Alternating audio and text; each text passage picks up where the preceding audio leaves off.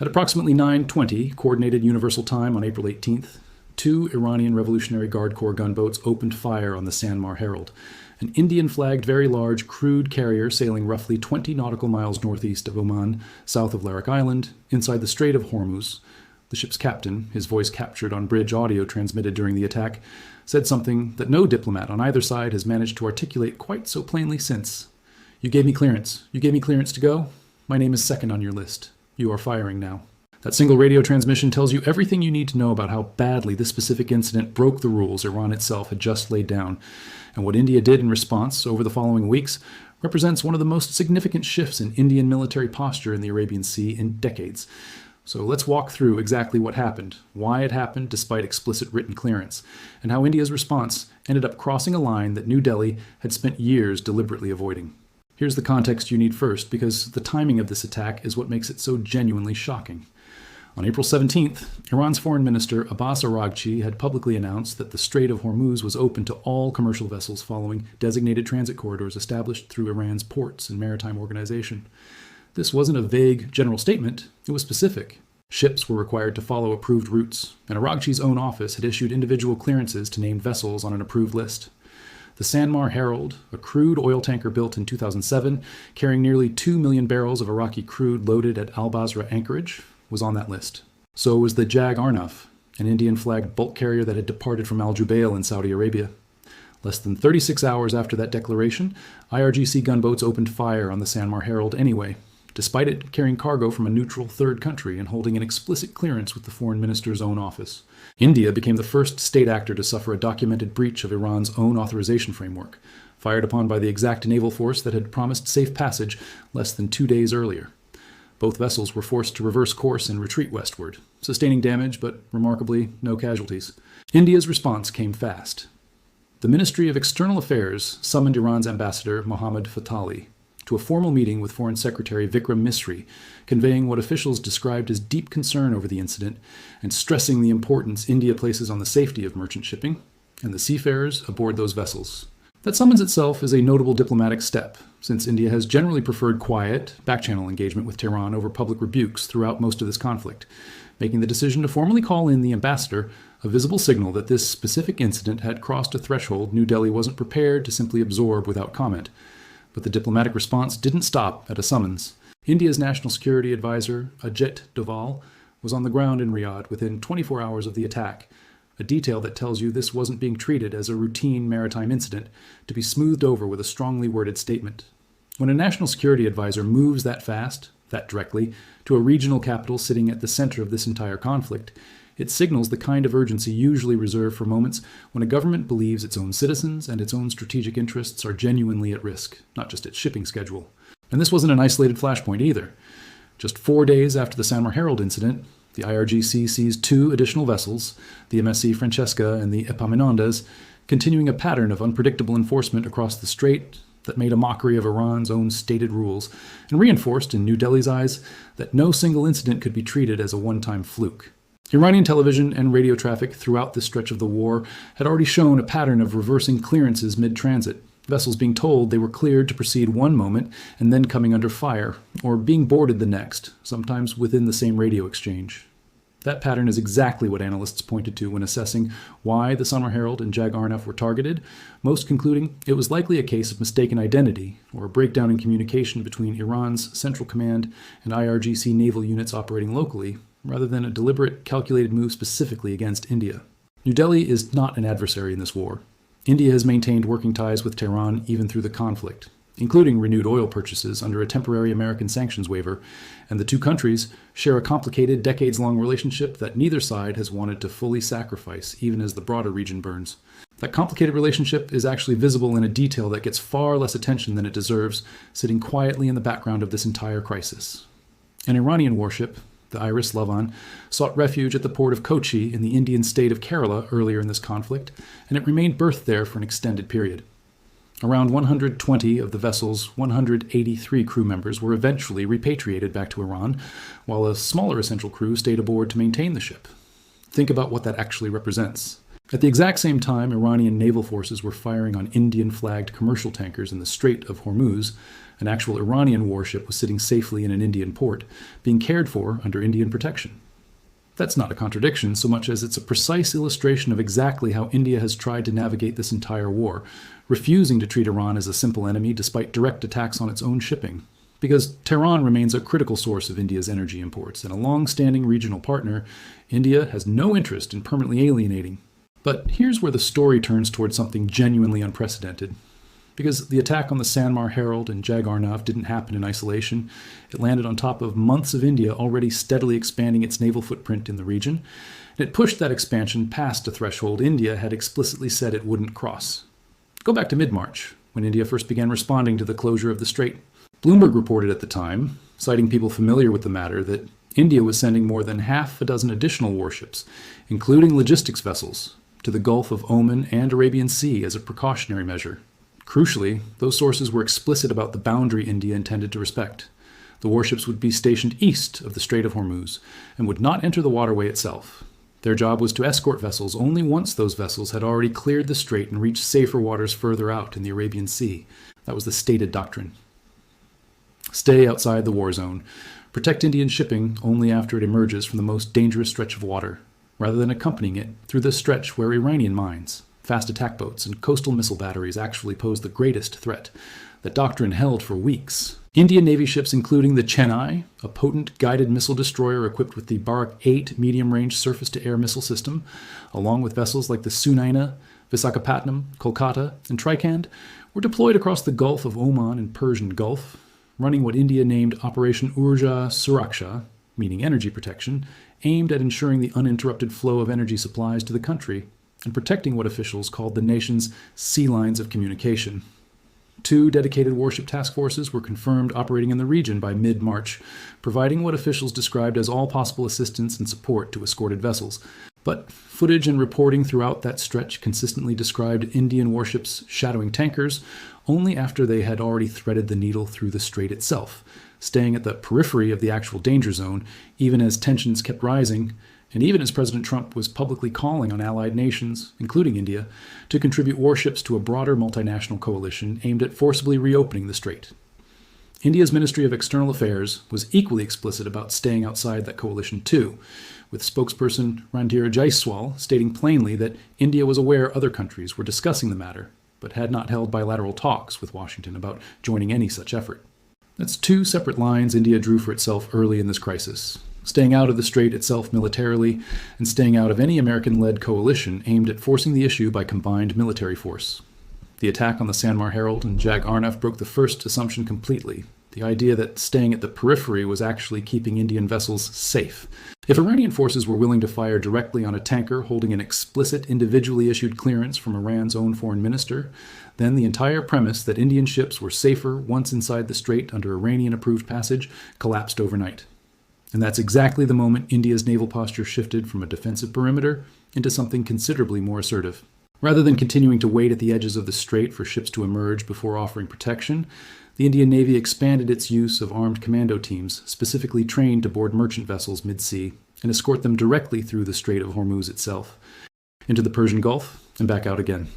These teams, organized in groups of 3, operate off warships stationed roughly 200 to 250 nautical miles apart, one holding position in the Gulf of Oman and the other inside the Persian Gulf itself, allowing armed personnel to physically board an incoming merchant vessel and stay with it through the most contested stretch of water on the planet, rather than simply monitoring its progress from a safe distance outside the danger zone. That is the line nobody expected India to cross, and it's worth sitting with exactly how significant that shift actually is.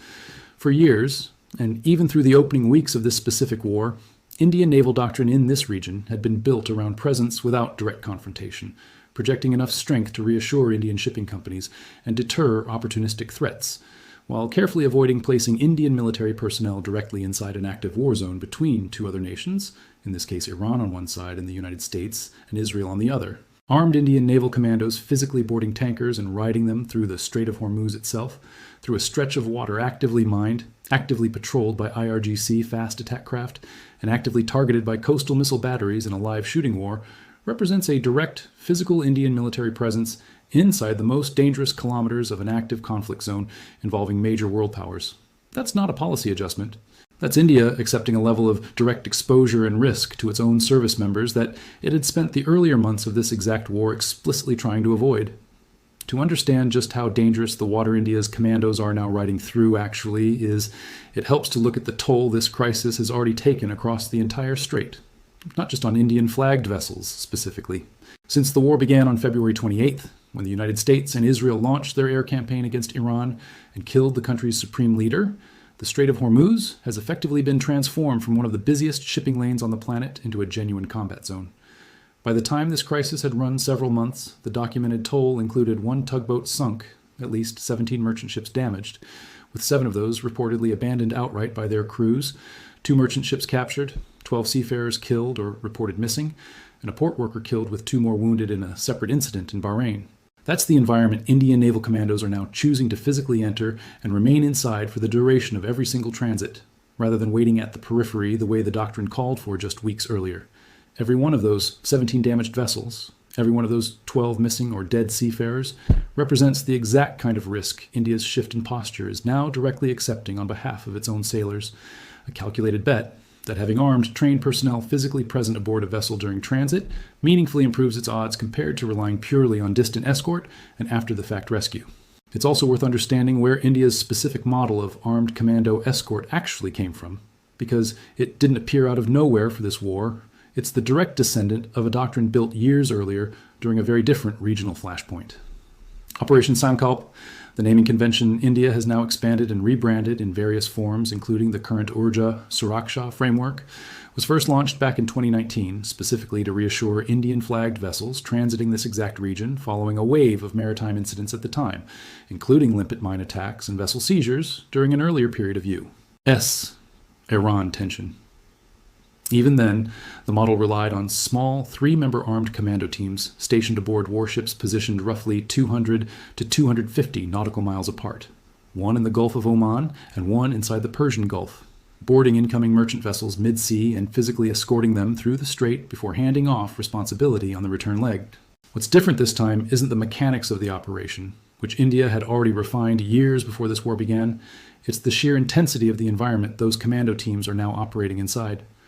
In 2019, this was a tense but largely uncertain security environment. In 2026, it's a live, active, multi-party shooting war involving mines, missile strikes, and direct naval engagements between Iran and 2 of the world's most powerful militaries.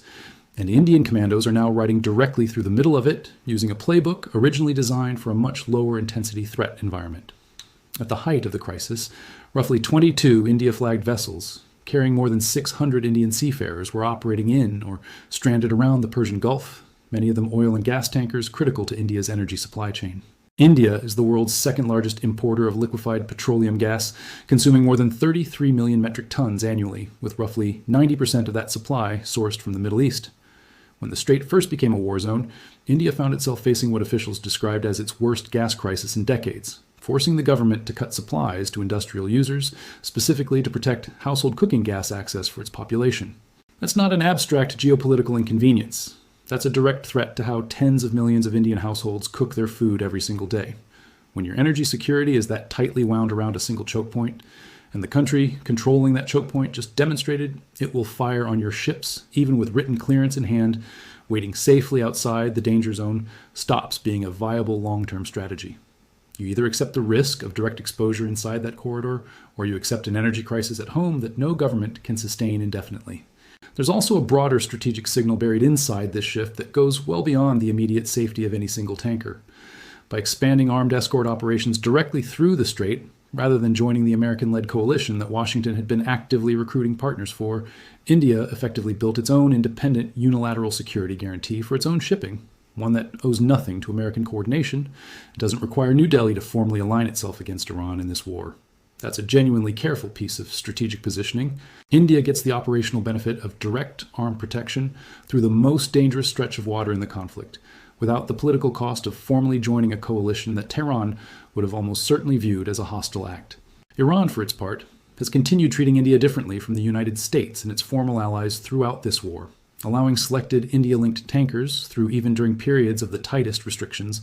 And India's own diplomatic outreach, including that rapid Doval visit to Riyadh, appears designed specifically to preserve that distinction even after Indian ships came under direct fire. It's worth digging deeper into the mistaken identity theory,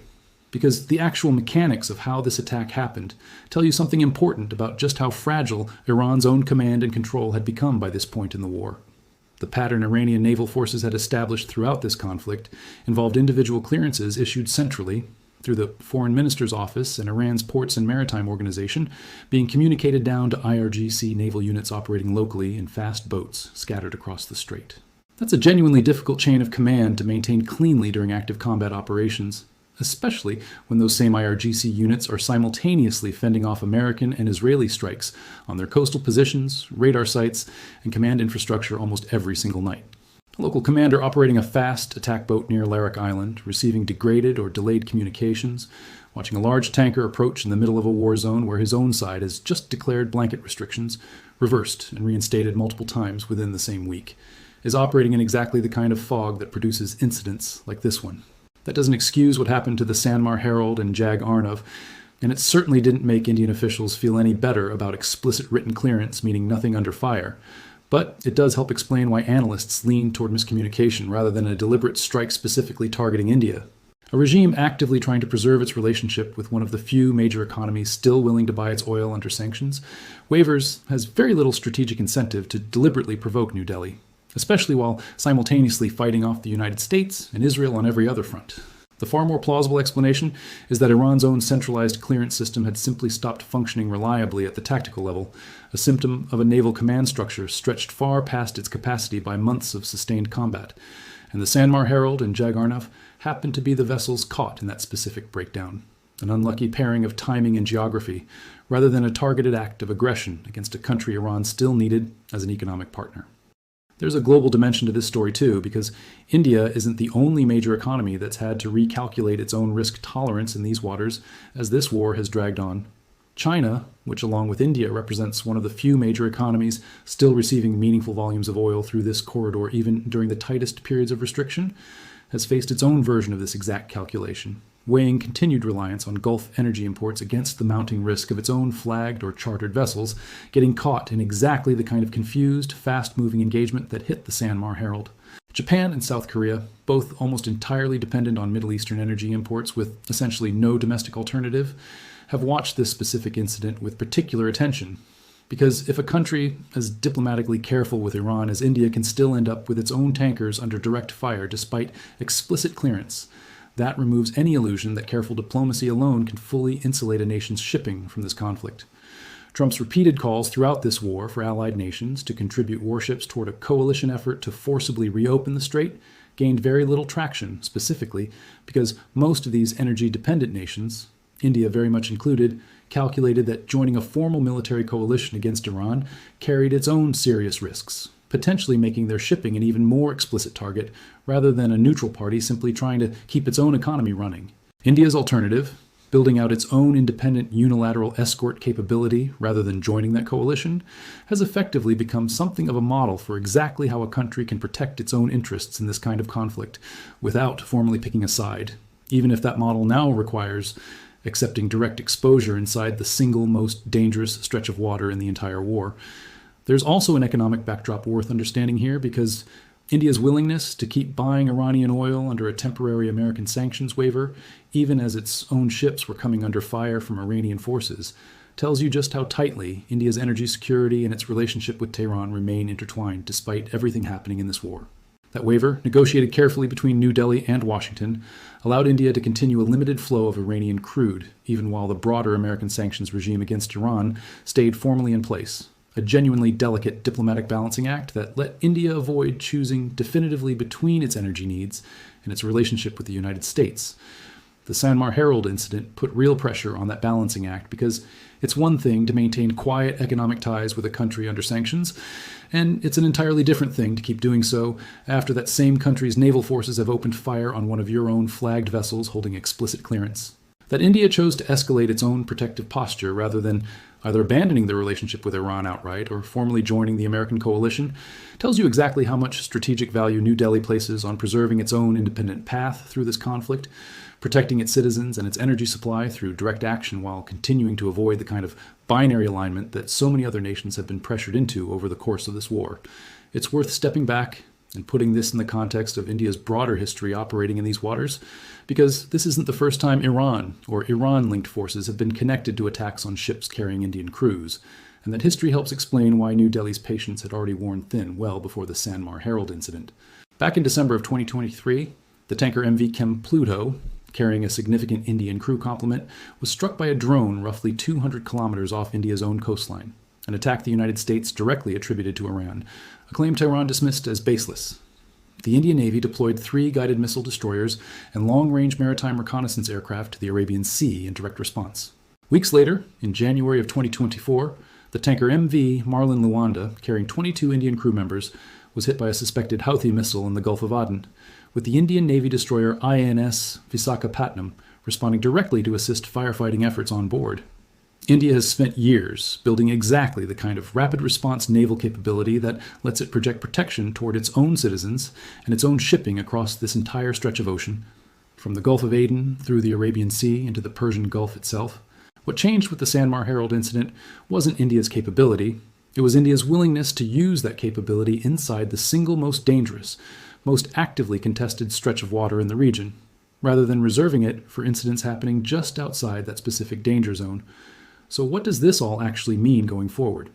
It means India has established, through direct action rather than diplomatic statements alone, that it will not simply accept a bystander role in a war being fought by other powers over a choke point its own economy depends on. It means the Indian Navy, an institution that has spent decades carefully building a reputation for measured, defensive, non-confrontational operations in exactly this kind of contested space, has now accepted a genuinely elevated level of risk to protect its own shipping and its own citizens, without formally picking a side between Washington and Tehran. And it means Iran, whether through the Sanmar Herald incident being a genuine breakdown in coordination or something closer to a deliberate warning, has demonstrated that even a country it has no interest in fighting can end up caught directly in the crossfire of a conflict that was never supposed to touch it in the first place. A lesson every neutral trading nation watching this war unfold has now been forced to absorb, whether it wanted to or not. That's the uncomfortable reality sitting underneath every one of these maritime choke point wars throughout history. The countries with the least stake in the actual fight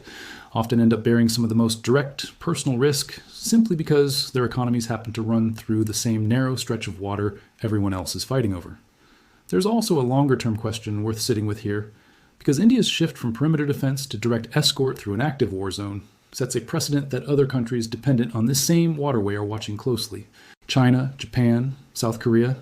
and a number of European nations all move significant volumes of energy and trade through the Strait of Hormuz, and every one of them has had to make its own calculation about how much direct military exposure it's willing to accept to protect that flow once diplomatic assurances from Iran proved unreliable, even for a country actively trying to stay on Tehran's good side. If India, a nation that has gone out of its way to preserve working relations with Iran throughout this entire conflict, still found itself forced into direct armed escort operations inside the strait after its own explicitly cleared vessels came under fire, that's a signal to every other energy-dependent nation watching from the sidelines that diplomatic goodwill alone isn't sufficient protection anymore. The choke point doesn't discriminate between friend and neutral party once naval command structures start breaking down under the pressure of a sustained multi-front war, and every nation with tankers still trying to move through that corridor now has real, recent documented proof of exactly how quickly things can go wrong, even with paperwork in hand. What makes this entire episode worth understanding in detail, rather than treating as just one more incident in a war that's produced incidents like this on a near-weekly basis,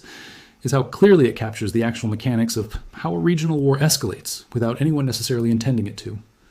Iran didn't set out to fire on Indian ships specifically. The evidence strongly suggests a breakdown in coordination between Tehran's diplomatic clearances and IRGC naval units operating with their own local judgment about who's actually allowed through at any given moment. India didn't set out to place its own naval commandos inside an active war zone between two other major military powers. That decision was forced by the simple fact that staying at a safe distance stopped being a credible strategy for protecting Indian lives and Indian energy security the moment written clearance proved meaningless under fire. And yet, here we are, With armed Indian naval personnel now riding merchant tankers directly through the most contested waterway on the planet, a genuinely significant escalation in India's regional military posture that almost nobody was predicting even a few months into this war, all triggered by a single radio transmission from a tanker captain who couldn't understand why the clearance he'd been given meant nothing the moment Iranian gunboats opened fire. So here's what I want to know from you. Do you think India's shift toward direct armed escort through the Strait of Hormuz was the right call given what happened to the Sanmar Herald? Or do you think it risks pulling a country that's carefully tried to stay neutral even deeper into a conflict that was never supposed to be its fight in the first place? Drop your take in the comments, because this is exactly the kind of question where India's balancing act, protecting its own energy security while trying not to burn its relationship with Iran, deserves real discussion rather than a simple yes or no answer scrolled past in 30 seconds. If this breakdown helped you understand how a single attack on 2 tankers ended up reshaping Indian naval doctrine in this region, go ahead and hit like on this one. It genuinely helps this kind of detailed, source-grounded analysis reach more people trying to follow this war beyond the headlines everyone else is already covering, since most coverage of this conflict barely mentions what's happening to shipping from countries that aren't formal parties to the fighting at all. Subscribing means you'll be here the moment the next development in this specific thread breaks, and given how unpredictable IRGC naval enforcement has proven to be even against ships holding explicit clearance, that next development could come without much warning at all, possibly involving another nation's flagged vessel next time. And if you know anyone who's been following this war but hasn't heard about what's actually happening to Indian shipping and Indian sailors caught in the middle of it, share this with them, because this specific thread, quiet compared to the headlines about airstrikes and carrier deployments, might end up telling you more about how modern choke point wars actually play out for the countries not even fighting them than almost anything else happening in this conflict. Thanks for watching all the way through. Stay close to this one, because a nation that just crossed its own self-imposed red line to protect its ships and its sailors is not going to quietly step back from that position anytime soon.